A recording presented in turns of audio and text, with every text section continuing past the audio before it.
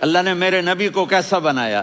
ایک بدو عورت ہے، ان پڑھ عورت ہے، ام معبد الخزاعیہ، وہ میرے نبی کا حلیہ بتاتی ہے.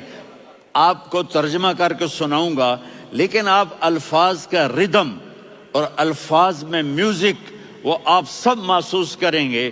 وہ بدو عورت کہتی ہے رأیت رجلا ظاہر الوضاء ابلج الوجه حاسن الخلق لم تعبه ثجلة ولم تزر به سعلة وصيم قصيم في عينيه دعج في أشفاره وطف في صوته سحل في لحيته كثافة في عنقه سطع وصيم قصيم أكحل أحور أزج أقرن إن تكلم علاه البهاء وإن سكت فعلاه الوقار وكأن منطقه خرزات نظم ينحدرن.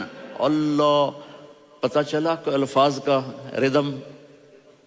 وہ کوئی بولو تو صحیح،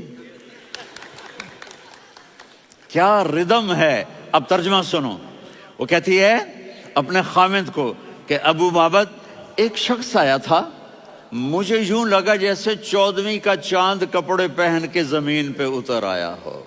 سبحان اللہ، کیا کہ انتہائی خوبصورت، انتہائی حسین و جمیل، پیٹ نکلوا نہیں کہ بدصورت ہو جائے.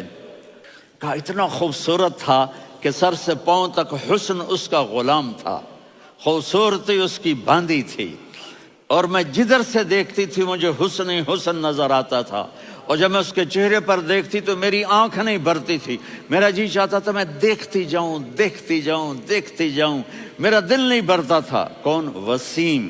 وسیم اسے کہتے ہیں جس کو دیکھنے سے دل نہ بھرے. قسیم، جدھر سے دیکھو حسن ہو، اسے کہتے ہیں قسیم، کہ اس کی آنکھیں بڑی موٹی. احور، ادعج، اشکل، انجل، ابرج، اہدب، یہ سب میرے نبی کی آنکھوں کی تعریف ہے. ان 5-6 الفاظ کا ایک مطلب ہے کہ اللہ نے کائنات میں ایسی حسین آنکھ کسی کی بنائی نہیں تھی. حسن و جمال آنکھوں میں، اور پلکیں بڑی لمبی. یہ عورتیں یہاں نکلی لگا لیتی ہیں نا لمبا کرنے کے لیے، تو میرے نبی کے قدرتی یہ بال لمبے تھے حسن کو بڑھانے کے لیے. داڑھی بڑی خوبصورت تھی. زبان میں، آواز میں جادو تھا، آواز میں کشش تھی، آواز میں ایک ایسا دل کھنچتا تھا. گردن لمبی تھی، سر سے پاؤں تک حسن و جمال تھا. جب وہ بولتے تھے نور چھا جاتا تھا، جب وہ خاموش ہوتے تھے وقار چھا جاتا تھا. اور سوا البطن و صدر، سینہ اور پیٹ برابر. سبت القصب، سیدھا قد تھا، سیدھا قد، بالکل سیدھا قد. عریض المنکبین، چھاتی چوڑی تھی. طویل الزندین، بازو لمبے تھے. رحب الراحہ، یہ ہتھیلی بڑی چوڑی تھی. چوڑی ہتھیلی سخاوت کی نشانی ہوتی ہے. رحب مسیح القدمین، پاؤں اتنے نرم تھے لگتا تھا اس پر تیل لگا ہوا ہے، اور پانی اس سے یوں نیچے چلا جاتا تھا. اور یمشی تکفین، کندھے جھکا کے چلتے تھے. اللہ اکبر. یہاں 4 آدمی سلام کریں تو آدمی یوں ہو جاتا ہے، اور میرے نبی کو فرشتے سلام کر رہے ہیں اور آپ یوں چلتے تھے، ایسے ایسے چلتے تھے، تھوڑے سے کندھے جھکا کے چلتے تھے. ایسے آپ کبھی نہیں چلے. جو دیکھنے میں ایسا حسین ہو اس سے پیار کیوں نہ کیا جائے. خاندان اونچا ہو تو آدمی اس کی قدر اور عظمت کرتا ہے. میرے نبی کا خاندان کیا ہے؟ میرے نبی نے فرمایا اللہ نے آدم کی ساری اولاد سے عرب کو چنا، عرب کی ساری اولاد سے مضر کو چنا، مضر کی ساری اولاد سے قریش کو چنا، قریش کی ساری اولاد سے ہاشم کو چنا، اور ہاشم کی ساری اولاد سے اللہ نے مجھے چنا. میں سب سے اعلیٰ خاندان کا ہوں، عالی نسب ہوں. میرے اللہ نے میرے 10 نام رکھے ہیں. میں محمد، میں احمد، میں ماہی، میں حاشر، میں عاقب، میں فاتح، میں ابو القاسم، میں طٰہٰ، میں یاسین.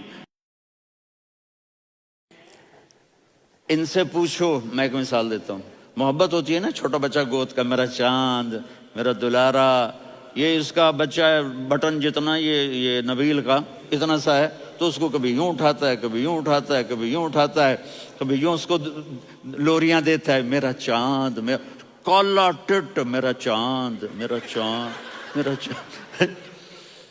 تو میرے رب کو اپنے حبیب سے محبت ہے تو صرف محمد نہیں کہتا، چونکہ محمد کہنے سے محبت کا فلو نکلتا نہیں، تو اللہ نے اپنی محبت کے فلو کو نکالا. میرا محمد، میرا احمد، میرا ماہی، میرا حاشر، میرا عاقب، میرا فاتح، میرا قاسم، میرا ابو القاسم، میرا طٰہٰ، میرا یاسین.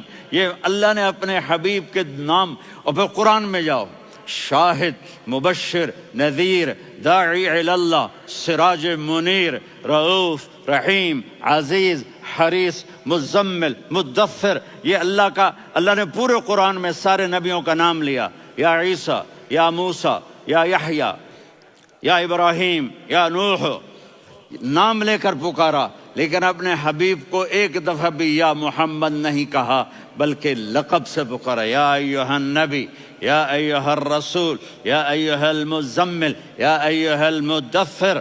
میرے رب نے اپنے حبیب کو ساری نسلوں میں سب سے عالی نسل بنایا. اگر اپنے نبی سے پیار نہ کریں تو کس سے پیار کریں؟